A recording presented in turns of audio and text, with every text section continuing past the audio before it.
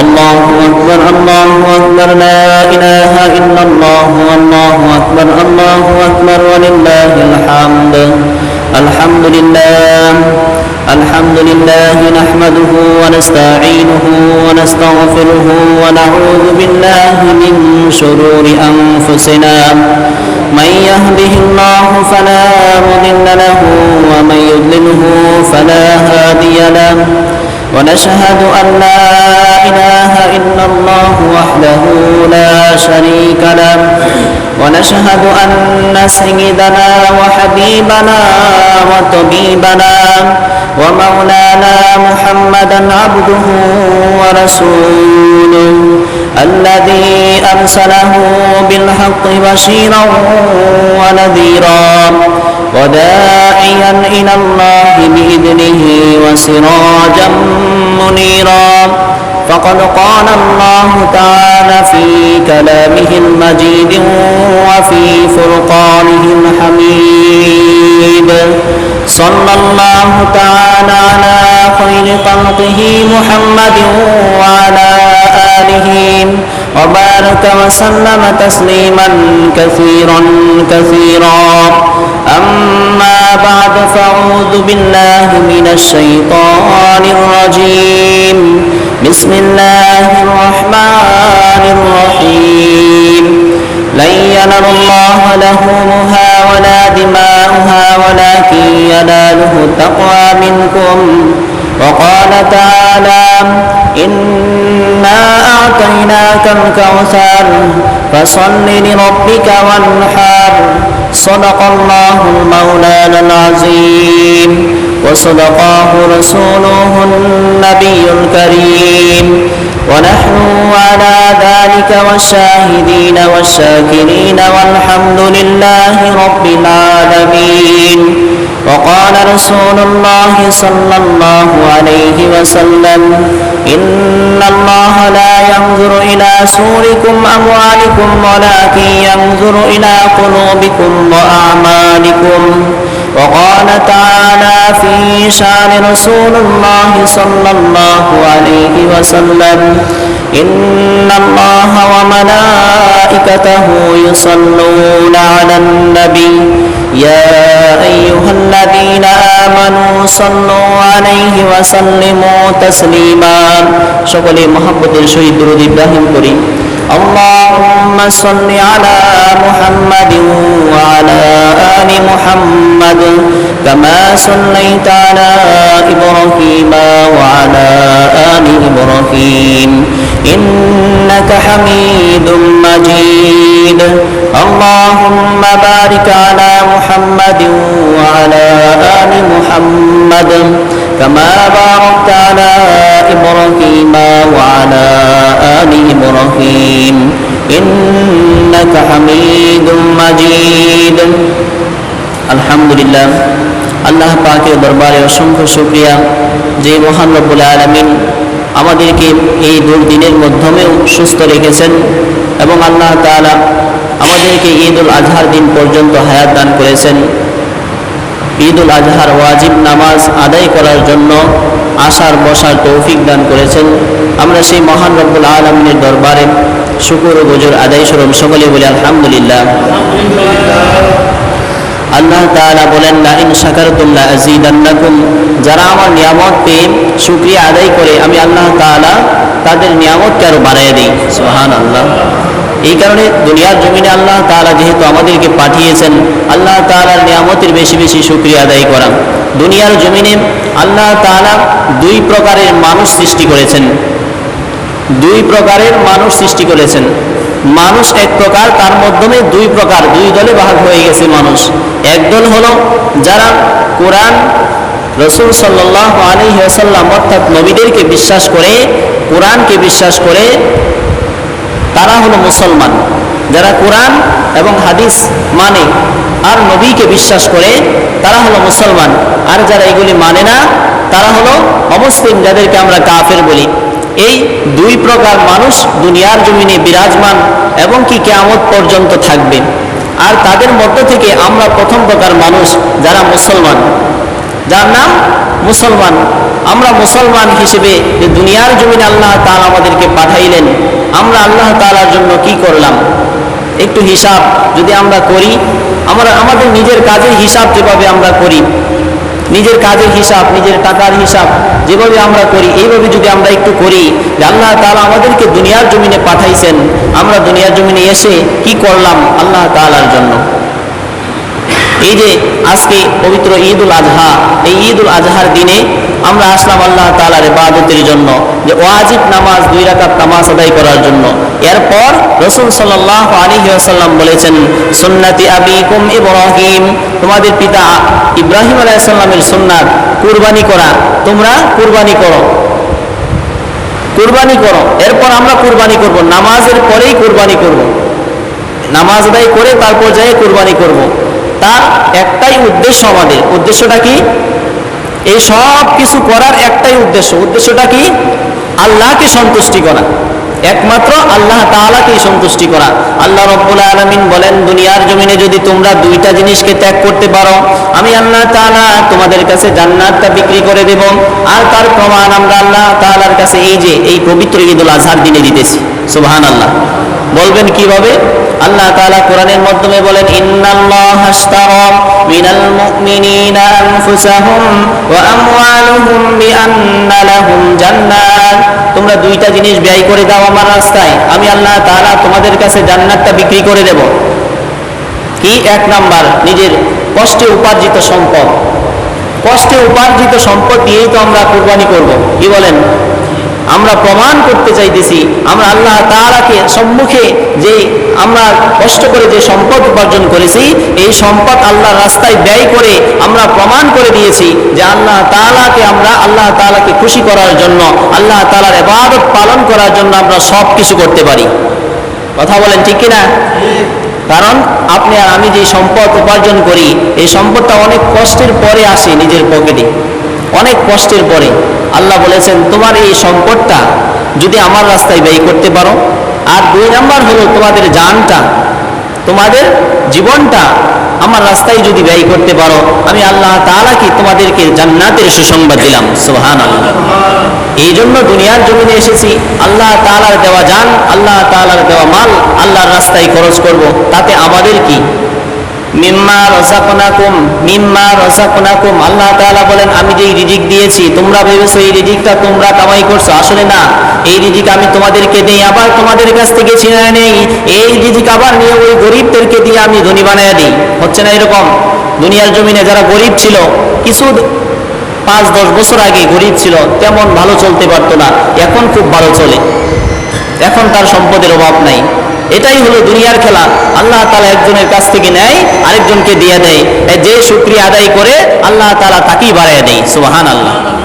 এই কারণে আল্লাহ তাআলার শুকরিয়া বেশি বেশি আদায় করা। এই যে কুরবানি করবো, এই কুরবানিটা কোত্থেকে আসলো? সময় অনেক কম সময়, শেষ করা যাবে না ইতিহাস বললে। সংক্ষেপে বলি, হযরতে ইব্রাহিম আলাইহিস সালাতু ওয়াস সালাম এর পুত্র ইসমাঈল আলাইহিস সালাতু ওয়াস সালামকে কুরবানি করেছিল আল্লাহ তাআলার কাছে। যখন তার কোনো সন্তান ছিল না, মতান্তরে 86 বছর, তখন তিনি আল্লাহ তাআলার কাছে আবেদন করলেন, আল্লাহর কাছে দোয়া করলেন, রব্বি হাবলি মিনাস সালিহিন। আমরা কি করি? সন্তান না হইলে কার কাছে যাই? আমরা সন্তান না হইলে হুজুরের কাছে, বিভিন্ন মানুষের কাছে যাই, পীরের কাছে, মাজারের কাছে, বিভিন্ন জায়গায় যাই। কিন্তু নবীরা সন্তানের জন্য কার কাছে চাইতেন? আল্লাহ কোরআনের মাধ্যমে বলেন, রব্বি হাবলি মিনাস সালিহিন। আল্লাহ তাআলার কাছে চাইতেছে ইব্রাহিম নবী যে, হে আল্লাহ, আমাকে একটা নেককার সন্তান দান করেন, নেককার সন্তান দান করেন। আল্লাহ তাআলা কবুল করে নিলেন। আল্লাহ তাআলা সুসংবাদ দিয়ে দিলেন, যাও তোমাকে নেককার সন্তান দান করব। এরপর তখন কিছুদিন পর তার সন্তান হলো। আল্লাহ তাআলা বললেন, যাও তাকে রেখে আসো, দূরে রেখে আসো, ফারান নামক মরু প্রান্তরে রেখে আসো। ওইখানে রেখে আসেন, অনেক দূরে, যেখানে কোনো বসতি নাই, এমন জায়গায় রেখে চলে আসলেন। অনেক লম্বা ঘটনা, সময় কম। এরপর ওইখানে রেখে যখন চলে আসলেন, দীর্ঘদিন চলে গেল। হঠাৎ করে আল্লাহ তাআলার পক্ষ থেকে আদেশ আসলো, যাও, তোমার স্বপ্নে দেখাইলেন তোমার প্রিয় বস্তুটা আল্লাহর রাস্তায় কুরবানি করো। ঘুম থেকে উঠে 70টা উট কুরবানি করে দিলেন। সুবহানাল্লাহ। ঘুম থেকে উঠে 70টা উট কুরবানি করে দিলেন। এরপরের দিন আবার স্বপ্নে দেখলেন যে কুরবানি করো, তোমার প্রিয় বস্তুটা কুরবানি করো। এরপরের দিন আবার ঘুম থেকে উঠে 70টা উট কুরবানি করে দিলেন। এরপরের দিন আবার স্বপ্নে দেখে তোমার প্রিয় বস্তুটা কুরবানি করো। এখন ইব্রাহিম নবী চিন্তা করলেন, আমার তো প্রিয় বস্তু হলো, আমার প্রিয় জিনিসটা হলো আমার সন্তান। শেষ বয়সে একটা সন্তান হয়েছে, ছেলে, এটাই তো আমার কাছে সবচাইতে প্রিয়। তখন চলে গেলেন ওই জায়গায় যেখানে রেখে আসছিলেন হাজেরা আলাইহিস সালাতু ওয়াস সালামকে আর তার সন্তান ইসমাঈলকে। ওইখানে গেলেন, যাইয়া তার সন্তানকে বললেন, আমাকে আল্লাহ তাআলা আদেশ দিয়েছে তোমাকে কুরবানি করার জন্য, আল্লাহর নামে তোমাকে জবাই করার জন্য, তোমার কি মত? সন্তান বলে, ফাসাতাজিদুনি ইনশাআল্লাহু মিনাস সাবিরিন। হে পিতা, আপনি আপনার রবের হুকুম মানুন, আপনার রবের হুকুম আপনি কার্যকর করুন, আমাকে আপনি সবরকারীদের অন্তর্ভুক্ত পাবেন। সুবহানাল্লাহ, সবরকারীদের অন্তর্ভুক্ত পাবেন। যেমন পিতা তেমন সন্তান। যখন সন্তানকে নিয়ে যাইতেছে কুরবানি দেবে, জবাই করবে, শয়তান পেছনে আসে না নাই? শয়তান সবসময় আছে, আমাদের পেছনেও আছে। আমাদের কুরবানি বাতিল করার জন্য বিভিন্ন চিন্তা মনের মাধ্যমে ঢুকায় দেয়, ইখলাস নষ্ট করার জন্য, নিয়ত নষ্ট করার জন্য, যে তোর তো মাংস এবার বেশি লাগবে, কুরবানি একটু বেশি নাম দেই। এরকম মনের মাধ্যমে চিন্তা আসে না আমাদের? আসে না? যে এবার তো মাংস একটু বেশি লাগবে, তো নামটা একটু বাড়াইয়া দিই, একটু বড় পশু কিন। আপনি কি মাংস খাওয়ার জন্য কুরবানি কি দেবেন? আল্লাহর সন্তুষ্টির জন্য। এরকম ছোটোখাটো চিন্তা মনের মাধ্যমে শয়তান ঢুকাইয়া দিয়া আপনার কুরবানিটা নষ্ট করে দেবে। আপনার ইখলাস হবে কি একমাত্র আল্লাহ তাআলার সন্তুষ্টি। কার? আল্লাহর সন্তুষ্টি। এরপর যখন নিয়ে যাইতেছে, পেছন দিক দিয়ে ইসমাঈলকে বলে, কই যাও? তো যাইতেছি বাবার সাথে, বাবা জবাই করবে, আমার বাবা জবাই করবে। গাদা হইছ, বোকা হইছ, নিজের জান মানুষ দিয়ে দেয়, পারলো না এখানে আর ধোকা দিতে। মায়ের মন নরম, ভাবলো সেখানে যাইয়া হয়তো ধোকা দিতে পারবো। চলে গেলেন হাজেরার কাছে, যাইয়া বলতেছে যে ইব্রাহিম তো আপনার সন্তানকে নিয়ে গেছে কুরবানি করার জন্য, জবাই করার জন্য।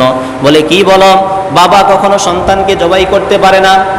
বলে, তার রব নাকি, তার আল্লাহ নাকি আদেশ করেছে তাকে জবাই করার জন্য। বলে, কি বলো? আল্লাহ যদি আদেশ করে থাকে তাহলে জবাই করুক, কোনো সমস্যা নাই। সুবহানাল্লাহ। মা যেরকম সন্তানও এরকম, বাবা যেরকম সন্তানও এরকম। এই কারণে আপনি, বাবা যদি ভালো হয় সন্তানও ভালো হবে, মা যদি ভালো হয় মেয়েও ভালো হবে, সন্তানও ভালো হবে। এই কারণে ফ্যাক্টরি যদি ভালো হয়, ফ্যাক্টরি মেশিন যদি ভালো হয়, প্রোডাক্টও ভালো হবে। আল্লাহ তাআলা আমাদেরকে বোঝার তৌফিক দান করুন, সকলে বলি আমিন। এই কারণে সর্ব অবস্থায় দেখুন, এই ঘটনাটা অনেক লম্বা, বলতে গেলে 1 ঘন্টার উপরে সময় লাগবে, তাও শেষ করা যাবে না। তার জন্য উচিত ইখলাস আমাদের, যেহেতু কুরবানি করব একমাত্র আল্লাহ তাআলার সন্তুষ্টির যেন অর্জনের জন্য যেন হয়। আল্লাহ রাসূল সাল্লাল্লাহু আলাইহি ওয়াসাল্লাম বলেন, তোমাদের নিয়তটাকে যদি তোমরা খাঁটি করতে পারো, নিয়তটাকে সহি করতে পারো, তাহলে তোমাদের আমলটা আল্লাহর দরবারে কবুল হবে। সুবহানাল্লাহ। তোমাদের ইখলাসটা খাঁটি করো, অল্প আমল করো, এই আমলটাই আল্লাহর দরবারে কবুল হবে। আখলিস দীনাকা ইয়াকফিকা আমালুল কালিল। আল্লাহ রাসূল সাল্লাল্লাহু আলাইহি ওয়াসাল্লাম বলেন, অল্প আমল করো ইখলাসের সহিত, সেই আমলটাই আল্লাহর দরবারে কবুল হয়ে যাবে। যদি আপনি সবচেয়ে বড় গরুটাও কিনেন, আপনার সন্তুষ্টি অর্জন আল্লাহকে নয়, সন্তুষ্টি অর্জন এলাকার মানুষ, সন্তুষ্টি অর্জন ঘরের ফ্রিজ, সন্তুষ্টি অর্জন নিজের মেয়ে, নিজের জামাই, তাদেরকে দিতে হবে। এরকম যদি হয় তাহলে আপনার এই কুরবানি করে কোনো ফায়দা হবে না, শুধু শুধু টাকা নষ্ট হবে। আরেকটা জিনিস, আমরা যখন কুরবানি করি আমরা কিছু ভুল কাজ করি। ভুল কাজগুলি কি? যখন কুরবানি করি, গরু জবাই করি, গরু জবাই করলে কিন্তু গরুর যে বলা হয় খাদ্যনালী, শ্বাসনালী, 2টা কাটবো আর 2 পাশে 2টা রগ কেটে ফেলবো, বাস গরু কিন্তু জবাই হয়ে গেছে। এরপরে আমরা কিছু কাজ করি, সবাই একটু মনোযোগ দিয়ে শুনি, এটা গুরুত্বপূর্ণ কথা। আপনার কুরবানিটা বাতিল হয়ে যাওয়ার সম্ভাবনা থাকতে পারে, কুরবানিটা নষ্ট হয়ে যেতে পারে। এত কষ্টের নিজের টাকা ব্যয় করে আপনি কুরবানি করবেন আল্লাহর সন্তুষ্টির জন্য, অজান্তে আপনার কুরবানি নষ্ট হয়ে যাবে, আপনি জানতেও পারলেন না। কিভাবে? এইগুলি 4টা জিনিস কাটার পরে কিন্তু জবাই হয়ে গেছে, এই গরু আর বাঁচবে না, বাঁচানো অসম্ভব না।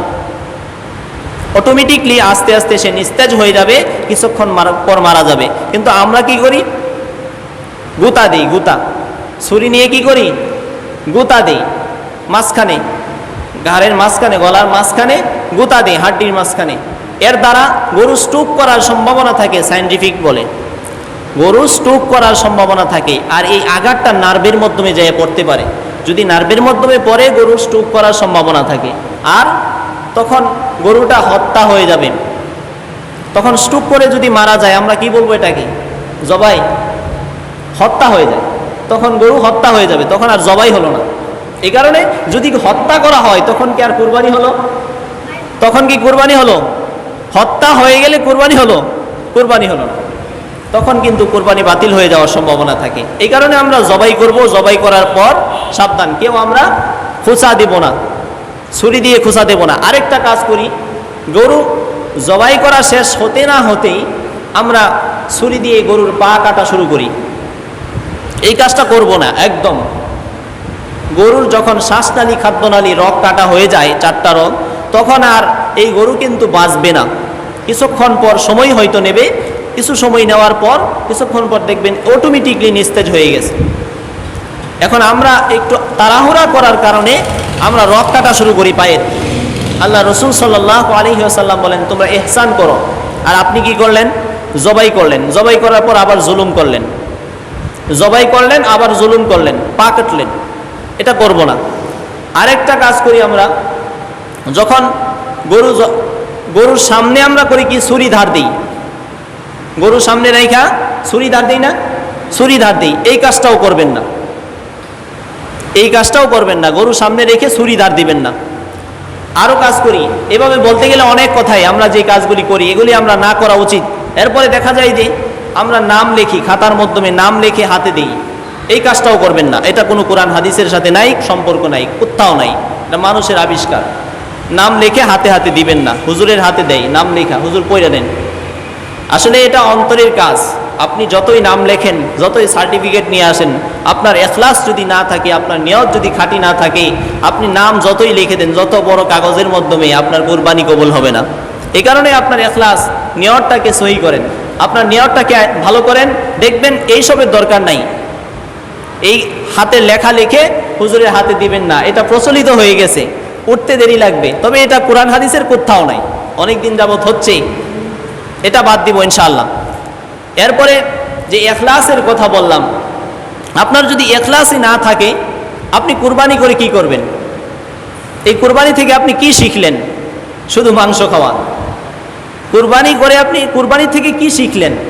শুধু মাংস খাওয়া। যদি আপনার এখলাস না থাকে, তাহলে আপনি যে আমল, আল্লাহ রসুল সাল্লাল্লাহু আলাইহি ওয়াসাল্লাম সাহাবীদেরকে জিজ্ঞেস করলেন, ইয়া রাসূলুল্লাহ কুরবানির হাকিকত কি, কুরবানির ফজিলত কি? তখন আল্লাহ রসুল সাল্লাল্লাহু আলাইহি ওয়াসাল্লাম বলেন, প্রত্যেকটা পশমের বিনিময়ে যেই ব্যক্তি কুরবানি দেবে তার আমল নামায় একটা করে নেকি লিখে দেওয়া হবে। সুবহানাল্লাহ। প্রত্যেকটা পশমের বিনিময়ে একটা করে নেকি তার আমল নামায় লিখে দেওয়া হবে। এখন একটা গরুর মাধ্যমে কতগুলি পশম থাকে? একটা গরুর মাধ্যমে কতগুলি পশম থাকে? তখন সাহাবীরা জিজ্ঞেস করলেন, ভেড়া দুম্বার বেলাও কি তাই, ছাগলের বেলা? তখন রাসূল সাল্লাল্লাহু আলাইহি ওয়াসাল্লাম বললেন, হ্যাঁ, ভেড়া দুম্বার বেলাও কি এটাই, প্রত্যেকটা পশমের বিনিময়ে একটা করে নেকি। আর আল্লাহ রাসূল সাল্লাল্লাহু আলাইহি ওয়াসাল্লাম অপর হাদিসের মাধ্যমে সংবাদ দিলেন যে দেখো, কুরবানি ঈদের দিন অর্থাৎ ঈদুল আজহার দিন সবচাইতে প্রিয় আমল হলো আল্লাহ তাআলার কাছে রক্ত প্রবাহিত করা, গরু জবাই করা। এটা আল্লাহ তাআলার কাছে সবচাইতে প্রিয় আমল। তখন সাহাবীরা জিজ্ঞেস করলেন যে জিহাদের চাইতেও কি বেশি প্রিয়? তখন রাসূল সাল্লাল্লাহু আলাইহি ওয়াসাল্লাম বললেন, যেই ব্যক্তি নিজের ধন সম্পদ, টাকা পয়সা ব্যয় করে, নিজের শক্তি, নিজের জান ব্যয় করে জিহাদ করে, ওটা ভিন্ন কথা। তবে এই দিনে সবচাইতে প্রিয় আমল হলো কুরবানি করা। এবং কি কঠোরভাবে সাহাবীদেরকে, গোটা মুসলিম উম্মাহকে সতর্ক করে দিয়ে গেছেন, যার সমর্থ আছে কুরবানি করে না, সে যেন আমার ঈদগাহে না আসে। কঠিন হুঁশিয়ারি দিয়েছেন। সমর্থ আছে কিন্তু কুরবানি করে না। একদল আলেমরা তারা অনুৎসাহিত করে কুরবানি দেওয়ার জন্য, তারা বলে এটা সুন্নাত, আসলে এটা ওয়াজিব। তার দলিল হলো ফাসল্লি লিরাব্বিকা ওয়ানহার। আল্লাহ তাআলা বলেছেন তোমরা নামাজ আদায় করো, নামাজ আদায় করো, নামাজ আদায় করো, এরপর ওয়ানহার কুরবানি করো, নামাজের পর কুরবানি করো। ফাসল্লি লিরাব্বিকা ওয়ানহার, নামাজ আদায় করো, এরপর কুরবানি করো। কুরবানি করা ওয়াজিব। সমর্থবান ব্যক্তি যদি কুরবানি না করে, এর দ্বারা গুনাহগার হবে। আর তাকে অবশ্যই জবাবদিহিতা করতে হবে আল্লাহ তাআলার সম্মুখে। আমরা আল্লাহ তাআলার জন্য কি করলাম একটু হিসাব যদি আমরা করি, আমাদের নিজের কাজের হিসাব যেভাবে আমরা করি, নিজের কাজের হিসাব, নিজের টাকার হিসাব যেভাবে আমরা করি, এইভাবে যদি আমরা একটু করি যে আল্লাহ তাআলা আমাদেরকে দুনিয়ার জমিনে পাঠাইছেন, আমরা দুনিয়ার জমিনে এসে কি করলাম আল্লাহ তাআলার জন্য। এই যে আজকে পবিত্র ঈদুল আজহা, এই ঈদুল আজহার দিনে আমরা আসলাম আল্লাহ তাআলার ইবাদতের জন্য, যে ওয়াজিব নামাজ 2 রাকাত নামাজ আদায় করার জন্য। এরপর রাসূল সাল্লাল্লাহু আলাইহি ওয়াসাল্লাম বলেছেন, সুন্নতি আবিকুম ইব্রাহিম, তোমাদের পিতা ইব্রাহিম আলাইহিস সালামের সুন্নাত কুরবানি করা, তোমরা কুরবানি করো, কুরবানি করো। এরপর আমরা কুরবানি করব, নামাজের পরেই কুরবানি করব, নামাজ আদায় করে তারপর যাই কুরবানি করব। তার একটাই উদ্দেশ্য, আমাদের উদ্দেশ্যটা কি? এই সব কিছু করার একটাই উদ্দেশ্যটা কি? আল্লাহকে সন্তুষ্টি করা, একমাত্র আল্লাহ তাআলাকেই সন্তুষ্টি করা। আল্লাহ রব্বুল আলামিন বলেন, দুনিয়ার জমিনে যদি তোমরা 2টা জিনিসকে ত্যাগ করতে পারো, আমি আল্লাহ তাআলা তোমাদের কাছে জান্নাতটা বিক্রি করে দেব। আর তার প্রমাণ আমরা আল্লাহ তাআলার কাছে এই পবিত্র ঈদুল আজহার দিনে দিতেছি। সুবহানাল্লাহ। বলবেন কিভাবে? আল্লাহ তাআলা কোরআনের মাধ্যমে বলেন, ইন্নাল্লাহা আশতারা মিনাল মুমিনিনা আনফুসাহুম ওয়া আমওয়ালুহুম বিআন্না লাহুম জান্নাত, তোমরা 2টা জিনিস ব্যয় করে দাও আমার রাস্তায়, আমি আল্লাহ তাআলা তোমাদের কাছে জান্নাতটা বিক্রি করে দেব। কি? 1 নাম্বার, নিজের কষ্টে উপার্জিত সম্পদ। কষ্টে উপার্জিত সম্পদ দিয়েই তো আমরা কুরবানি করব। কি বলেন? আমরা প্রমাণ করতে চাইতেছি আমরা আল্লাহ তাআলাকে সম্মুখে যে আমরা কষ্ট করে যে সম্পদ উপার্জন করেছি, এই সম্পদ আল্লাহর রাস্তায় ব্যয় করে আমরা প্রমাণ করে দিয়েছি যে আল্লাহ তাআলাকে খুশি করার জন্য, আল্লাহ তাআলার ইবাদত পালন করার জন্য আমরা সব কিছু করতে পারি। কথা বলেন ঠিক কিনা? কারণ আপনি আর আমি যে সম্পদ উপার্জন করি, এই সম্পদটা অনেক কষ্টের পরে আসে নিজের পকেটে, অনেক কষ্টের পরে। আল্লাহ বলেছেন, তোমার এই সম্পদটা যদি আমার রাস্তায় ব্যয় করতে পারো, আর 2 নাম্বার হলো তোমাদের জানটা, তোমাদের জীবনটা আমার রাস্তায় যদি ব্যয় করতে পারো, আমি আল্লাহ তাআলা কি তোমাদেরকে জান্নাতের সুসংবাদ দিলাম। সুবহানাল্লাহ। এই জন্য দুনিয়ার জমিনে এসেছি, আল্লাহ তাআলার দেওয়া জান, আল্লাহ তাআলার দেওয়া মাল আল্লাহর রাস্তায় খরচ করব। তাতে আমাদের কি? মিম্মা রাযাকনাকুম, আল্লাহ তাআলা বলেন, আমি যেই রিজিক দিয়েছি তোমরা ভেবেছো এই রিজিকটা তোমরা কামাই করছো, আসলে না। এই রিজিক আমি তোমাদেরকে দেই, আবার তোমাদের কাছ থেকে ছিনায় নেই। এই রিজিক আবার নিয়ে ওই গরিবদেরকে দিয়ে আমি ধনী বানায় দিই। হচ্ছে না এরকম? দুনিয়ার জমিনে যারা গরিব ছিল, কিছু 5-10 বছর আগে গরিব ছিল, তেমন ভালো চলতে পারতো না, এখন খুব ভালো চলে, এখন তার সম্পদের অভাব নাই। এটাই হলো দুনিয়ার খেলা। আল্লাহ তাআলা একজনের কাছ থেকে নেয়, আরেকজনকে দিয়ে দেয়। যে শুকরিয়া আদায় করে আল্লাহ তাআলা তাকেই বাড়ায় দেয়। সুবহানাল্লাহ। এই কারণে আল্লাহ তাআলার শুকরিয়া বেশি বেশি আদায় করা। এই যে কুরবানি করবো, এই কুরবানিটা কোত্থেকে আসলো? সময় অনেক কম সময়, শেষ করা যাবে না ইতিহাস বললে। সংক্ষেপে বলি, হযরতে ইব্রাহিম আলাইহিস সালাতু ওয়াস সালাম এর পুত্র ইসমাঈল আলাইহিস সালাতু ওয়াস সালামকে কুরবানি করেছিল আল্লাহ তাআলার কাছে। যখন তার কোনো সন্তান ছিল না, মতান্তরে 86 বছর, তখন তিনি আল্লাহ তাআলার কাছে আবেদন করলেন, আল্লাহর কাছে দোয়া করলেন, রব্বি হাবনি মিনাস সালিহিন। আমরা কি করি? সন্তান না হইলে কার কাছে যাই? আমরা সন্তান না হইলে হুজুরের কাছে, বিভিন্ন মানুষের কাছে যাই, পীরের কাছে, মাজারের কাছে, বিভিন্ন জায়গায় যাই। কিন্তু নবীরা সন্তানের জন্য কার কাছে চাইতেন? আল্লাহ কোরআনের মাধ্যমে বলেন, রব্বি হাবলি মিনাস সালিহিন। আল্লাহ তাআলার কাছে চাইতেছে ইব্রাহিম নবী যে, হে আল্লাহ, আমাকে একটা নেককার সন্তান দান করেন, নেককার সন্তান দান করেন। আল্লাহ তাআলা কবুল করে নিলেন। আল্লাহ তাআলা সুসংবাদ দিয়ে দিলেন, যাও তোমাকে নেককার সন্তান দান করব। এরপর তখন কিছুদিন পর তার সন্তান হলো। আল্লাহ তাআলা বললেন, যাও তাকে রেখে আসো, দূরে রেখে আসো, ফারান নামক মরু প্রান্তরে রেখে আসো। ওইখানে রেখে আসেন, অনেক দূরে, যেখানে কোনো বসতি নাই, এমন জায়গায় রেখে চলে আসলেন। অনেক লম্বা ঘটনা, সময় কম। এরপর ওইখানে রেখে যখন চলে আসলেন, দীর্ঘদিন চলে গেল। হঠাৎ করে আল্লাহ তাআলার পক্ষ থেকে আদেশ আসলো, যাও, তোমার স্বপ্নে দেখাইলেন তোমার প্রিয় বস্তুটা আল্লাহর রাস্তায় কুরবানি করো। ঘুম থেকে উঠে 70টা উট কুরবানি করে দিলেন। সুবহানাল্লাহ। ঘুম থেকে উঠে 70টা উট কুরবানি করে দিলেন। এরপরের দিন আবার স্বপ্নে দেখলেন, যে কুরবানি করো, তোমার প্রিয় বস্তুটা কুরবানি করো। এর পরের দিন আবার ঘুম থেকে উঠে 70টা উট কুরবানি করে দিলেন। এর পরের দিন আবার স্বপ্নে দেখে তোমার প্রিয় বস্তুটা কুরবানি করো। এখন ইব্রাহিম নবী চিন্তা করলেন, আমার তো প্রিয় বস্তু হলো, আমার প্রিয় জিনিসটা হলো আমার সন্তান। শেষ বয়সে একটা সন্তান হয়েছে ছেলে, এটাই তো আমার কাছে সবচাইতে প্রিয়। তখন চলে গেলেন ওই জায়গায় যেখানে রেখে আসছিলেন হাজেরা আলাইহিস সালাতু ওয়াস সালামকে আর তার সন্তান ইসমাঈলকে। ওইখানে গেলেন, যাইয়া তার সন্তানকে বললেন, আমাকে আল্লাহ তাআলা আদেশ দিয়েছে তোমাকে কুরবানি করার জন্য, আল্লাহর নামে তোমাকে জবাই করার জন্য, তোমার কি মত? সন্তান বলে, ফাসাতাজিদুনি ইনশাআল্লাহু মিনাস সাবিরিন। হে পিতা, আপনি আপনার রবের হুকুম মানুন, আপনার রবের হুকুম আপনি কার্যকর করুন, আমাকে আপনি সবুরকারীদের অন্তর্ভুক্ত পাবেন। সুবহানাল্লাহ, সবুরকারীদের অন্তর্ভুক্ত পাবেন। যেমন পিতা তেমন সন্তান। যখন সন্তানকে নিয়ে যাইতেছে কুরবানি দেবে, জবাই করবে, শয়তান পেছনে আসে না নাই? শয়তান সবসময় আছে, আমাদের পেছনেও আছে। আমাদের কুরবানি বাতিল করার জন্য বিভিন্ন চিন্তা মনের মাধ্যমে ঢুকাইয়া দেয়, ইখলাস নষ্ট করার জন্য, নিয়ত নষ্ট করার জন্য। যে তোর তো মাংস এবার বেশি লাগবে, কুরবানি একটু বেশি নাম দেই, এরকম মনের মাধ্যমে চিন্তা আসে না আমাদের? আসে না? যে এবার তো মাংস একটু বেশি লাগবে, তে নামটা একটু বাড়াইয়া দিই, একটু বড় পশু কিন। আপনি কি মাংস খাওয়ার জন্য কুরবানি কি দেবেন? আল্লাহর সন্তুষ্টির জন্য। এরকম ছোটোখাটো চিন্তা মনের মাধ্যমে শয়তান ঢুকাইয়া দিয়া আপনার কুরবানিটা নষ্ট করে দেবে। আপনার ইখলাস হবে কি একমাত্র আল্লাহ তাআলার সন্তুষ্টি। কার?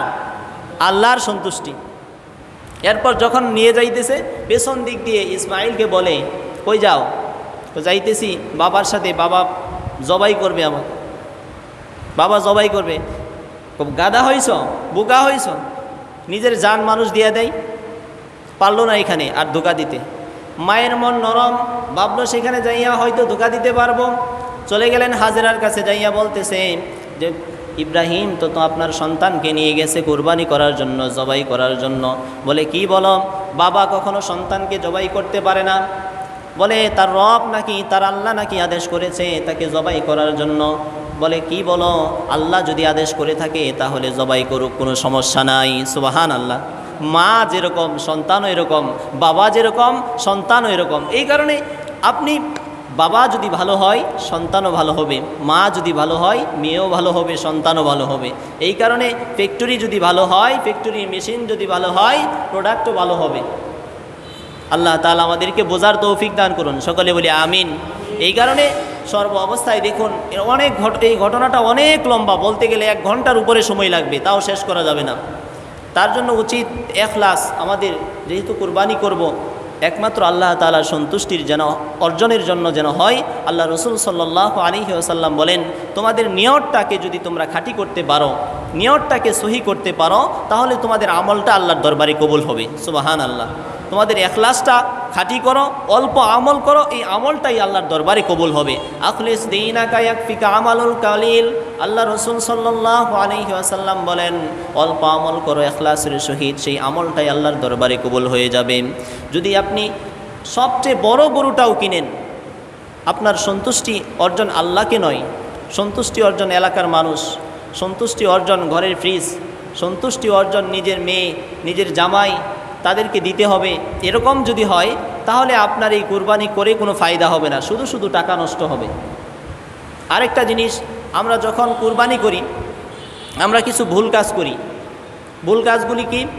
যখন কুরবানি করি, গরু জবাই করি, গরু জবাই করলে কিন্তু গরুর যে বলা হয় খাদ্যনালী, শ্বাসনালী, 2টা কাটবো আর 2 পাশে 2টা রগ কেটে ফেলবো, বাস গরু কিন্তু জবাই হয়ে গেছে। এরপরে আমরা কিছু কাজ করি, সবাই একটু মনোযোগ দিয়ে শুনি, এটা গুরুত্বপূর্ণ কথা। আপনার কুরবানিটা বাতিল হয়ে যাওয়ার সম্ভাবনা থাকতে পারে, কুরবানিটা নষ্ট হয়ে যেতে পারে। এত কষ্টের নিজের টাকা ব্যয় করে আপনি কুরবানি করবেন আল্লাহর সন্তুষ্টির জন্য, অজান্তে আপনার কুরবানি নষ্ট হয়ে যাবে, আপনি জানতেও পারলেন না। কিভাবে? এইগুলি 4টা জিনিস কাটার পরে কিন্তু জবাই হয়ে গেছে, এই গরু আর বাঁচবে না, বাঁচানো অসম্ভব না। অটোমেটিকলি আস্তে আস্তে সে নিস্তেজ হয়ে যাবে, কিছুক্ষণ পর মারা যাবে। কিন্তু আমরা কি করি? গুতা দিই, গুতা, ছুরি নিয়ে কি করি? গুতা দিই মাঝখানে, ঘাড়ের মাঝখানে, গলার মাঝখানে গুতা দিই, হাড্ডির মাঝখানে। এর দ্বারা গরু স্ট্রোক করার সম্ভাবনা থাকে, সায়েন্টিফিক বলে গরু স্ট্রোক করার সম্ভাবনা থাকে। আর এই আঘাতটা নার্ভের মাধ্যমে যেয়ে পড়তে পারে, যদি নার্ভের মাধ্যমে পড়ে গরু স্ট্রোক করার সম্ভাবনা থাকে। আর তখন গরুটা হত্যা হয়ে যাবে। তখন স্ট্রোক করে যদি মারা যায় আমরা কি বলবো, এটাকে জবাই, হত্যা হয়ে যায়, তখন গরু হত্যা হয়ে যাবে, তখন আর জবাই হলো না। এই কারণে যদি হত্যা করা হয় তখন কি আর কুরবানি হলো? তখন কি কুরবানি হলো? হত্যা হয়ে গেলে কুরবানি হলো? কুরবানি হলো না, তখন কিন্তু কুরবানি বাতিল হয়ে যাওয়ার সম্ভাবনা থাকে। এই কারণে আমরা জবাই করব, জবাই করার পর সাবধান, কেউ আমরা খোঁচা দেব না, ছুরি দিয়ে খোঁচা দেব না। আরেকটা কাজ করি, গরু জবাই করা শেষ হতে না হতেই আমরা ছুরি দিয়ে গরুর পা কাটা শুরু করি। এই কাজটা করব না একদম। গরুর যখন শ্বাসনালী, খাদ্যনালী, রগ কাটা হয়ে যায়, 4টা রগ, তখন আর এই গরু কিন্তু বাঁচবে না। কিছুক্ষণ পর সময় হয়তো নেবে, কিছু সময় নেওয়ার পর কিছুক্ষণ পর দেখবেন অটোমেটিকলি নিস্তেজ হয়ে গেছে। এখন আমরা একটু তাড়াহুড়া করার কারণে আমরা রগ কাটা শুরু করি পায়ের। আল্লাহ রসুল সাল্লাল্লাহু আলাইহি ওয়াসাল্লাম বলেন তোমরা ইহসান করো, আর আপনি কি করলেন? জবাই করলেন। জবাই করার পর আবার জুলুম করলেন, জবাই করলেন আবার জুলুম করলেন, পা কাটলেন। এটা করব না। আরেকটা কাজ করি আমরা, যখন গরুর সামনে আমরা করি কি, ছুরি ধার দিই। গরুর সামনে রেখা ছুরি ধার দিই না, ছুরি ধার দিই। এই কাজটাও করবেন না, এই কাজটাও করবেন না। গরুর সামনে রেখে ছুরি ধার দিবেন না। তারা হলো অমুসলিম, যাদেরকে আমরা কাফের বলি। এই 2 প্রকার মানুষ দুনিয়ার জমিনে বিরাজমান এবং কি কিয়ামত পর্যন্ত থাকবে। আর তাদের মধ্য থেকে আমরা প্রথম প্রকার মানুষ, যারা মুসলমান, যার নাম মুসলমান। আমরা মুসলমান হিসেবে যে দুনিয়ার জমিনে আল্লাহ তাআলা আমাদেরকে পাঠাইলেন, আমরা আল্লাহ তাআলার জন্য কি করলাম একটু হিসাব যদি আমরা করি, আমাদের নিজের কাজের হিসাব যেভাবে আমরা করি, নিজের কাজের হিসাব, নিজের টাকার হিসাব যেভাবে আমরা করি, এইভাবে যদি আমরা একটু করি যে আল্লাহ তাআলা আমাদেরকে দুনিয়ার জমিনে পাঠাইছেন, আমরা দুনিয়ার জমিনে এসে কি করলাম আল্লাহ তাআলার জন্য।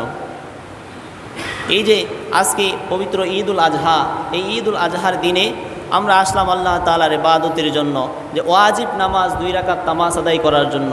এরপর রাসূল সাল্লাল্লাহু আলাইহি ওয়াসাল্লাম বলেছেন, সুন্নতি আবিকুম ইব্রাহিম, তোমাদের পিতা ইব্রাহিম আলাইহিস সালামের সুন্নাত কুরবানি করা, তোমরা কুরবানি করো, কুরবানি করো। এরপর আমরা কুরবানি করব, নামাজের পরেই কুরবানি করব, নামাজ আদায় করে তারপর যাই কুরবানি করব।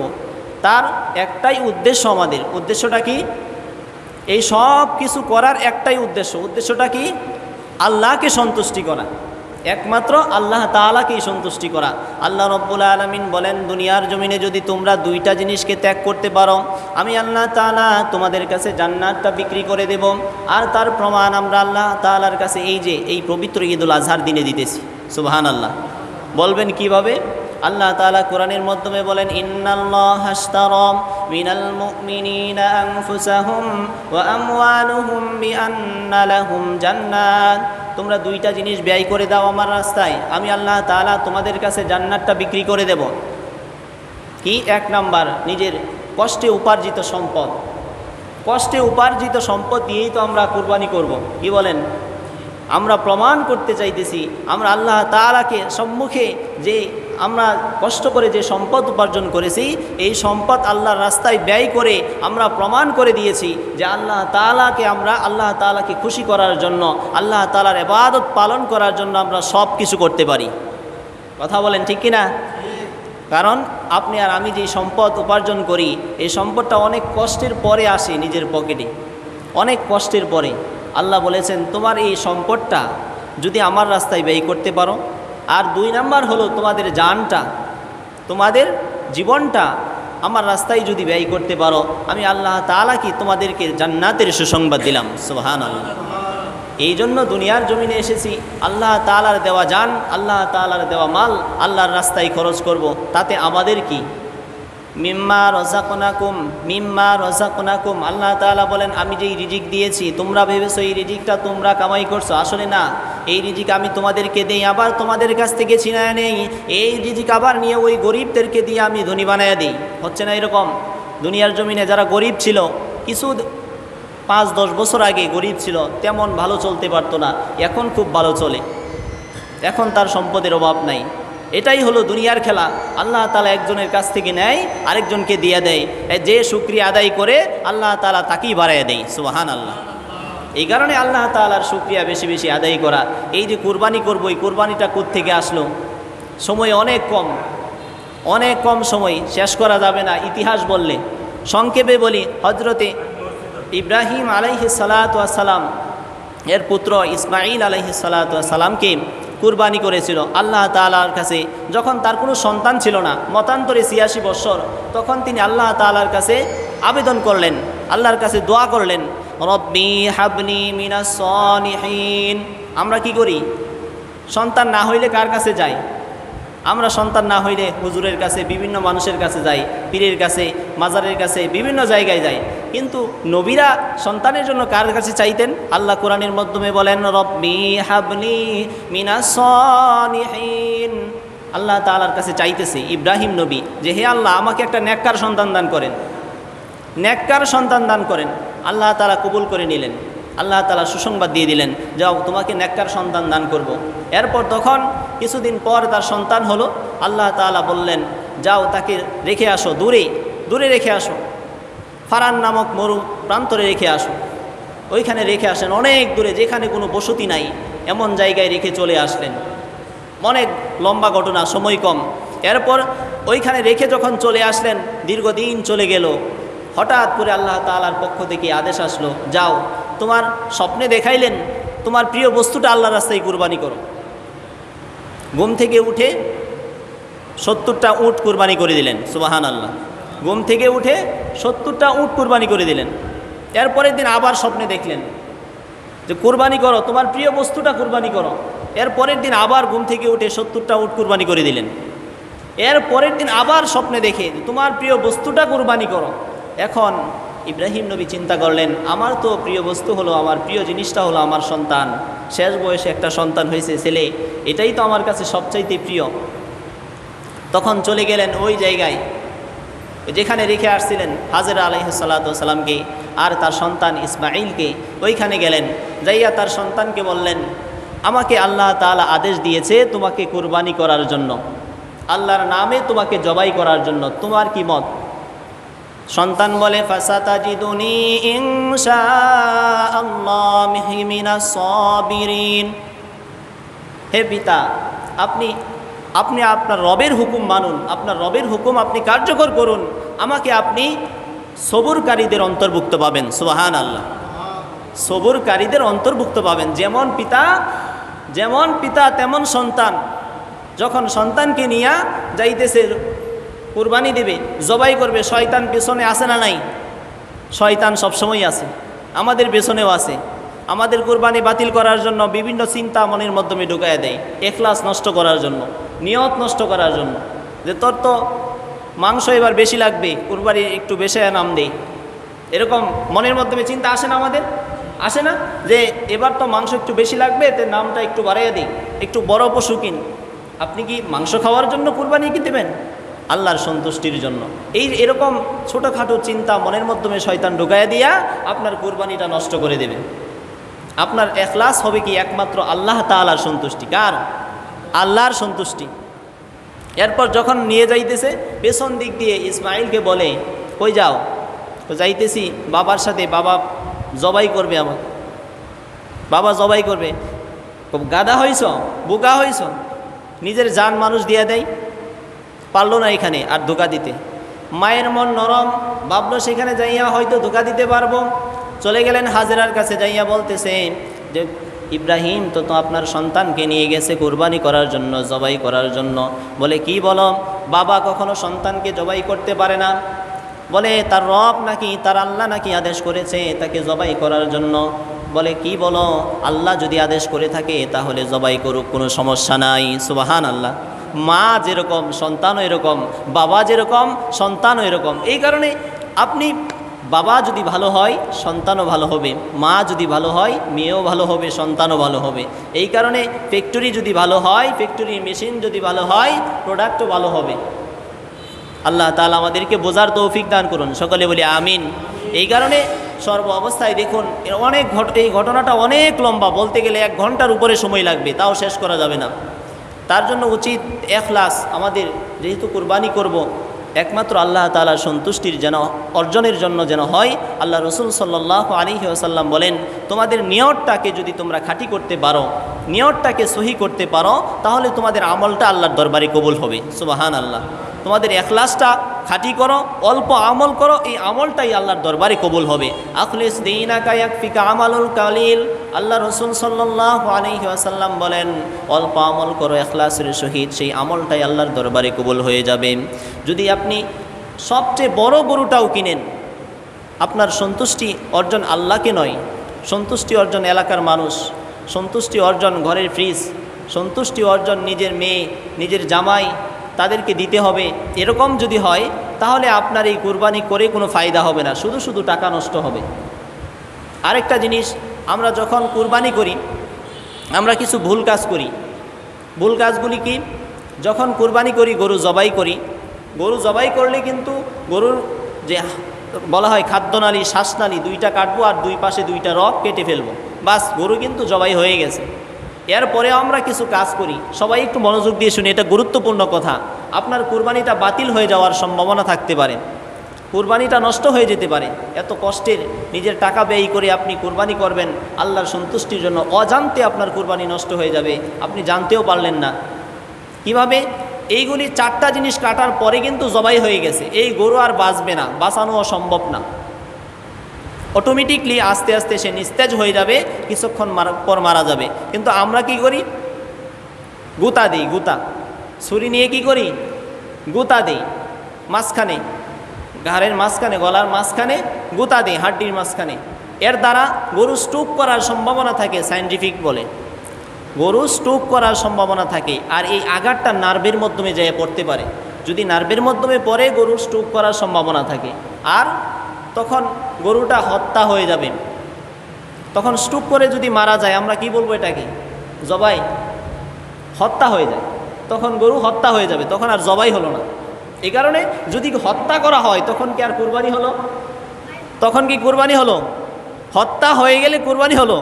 কুরবানি হলো না, তখন কিন্তু কুরবানি বাতিল হয়ে যাওয়ার সম্ভাবনা থাকে। এই কারণে আমরা জবাই করব, জবাই করার পর সাবধান, কেউ আমরা খোঁচা দেব না, ছুরি দিয়ে খোঁচা দেব না। আরেকটা কাজ করি, গরু জবাই করা শেষ হতে না হতেই আমরা ছুরি দিয়ে গরুর পা কাটা শুরু করি, এই কাজটা করব না একদম।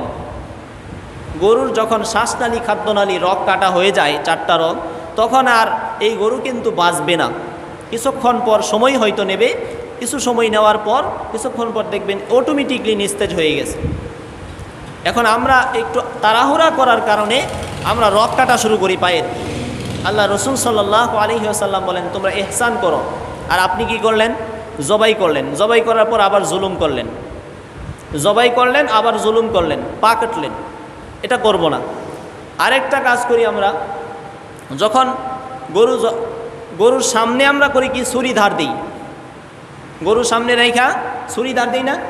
ছুরি ধার দিই, এই কাজটাও করবেন না, এই কাজটাও করবেন না, গরুর সামনে রেখে ছুরি ধার দিবেন না। আরও কাজ করি, এভাবে বলতে গেলে অনেক কথাই, আমরা যে কাজগুলি করি এগুলি আমরা না করা উচিত। এরপরে দেখা যায় যে আমরা নাম লিখি, খাতার মাধ্যমে নাম লিখে হাতে দিই, এই কাজটাও করবেন না। এটা কোনো কোরআন হাদিসের সাথে নাই, সম্পর্ক নাই, কোথাও নাই, এটা মানুষের আবিষ্কার। নাম লিখে হাতে হাতে দিবেন না, হুজুরের হাতে দেয় নাম লেখা, হুজুর পয়রা দেন।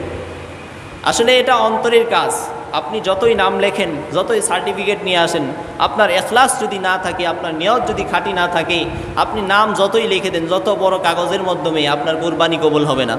এই কারণে আপনার ইখলাস, নিয়তটাকে সহি করেন, আপনার নিয়তটাকে ভালো করেন, দেখবেন এইসবের দরকার নাই। এই হাতে লেখা লিখে হুজুরের হাতে দিবেন না, এটা প্রচলিত হয়ে গেছে, উঠতে দেরি লাগবে, তবে এটা কোরআন হাদিসের কোথাও নাই, অনেক দিন যাবত হচ্ছে, এটা বাদ দিব ইনশাআল্লাহ। এরপরে যে ইখলাসের কথা বললাম, আপনার যদি ইখলাসই না থাকে, আপনি কুরবানি করে কি করবেন? এই কুরবানি থেকে আপনি কি শিখলেন? শুধু মাংস খাওয়া। কুরবানি করে আপনি কুরবানি থেকে কি শিখলেন?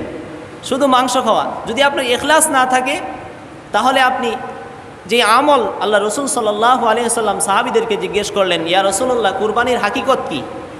কুরবানির ফজিলত কি?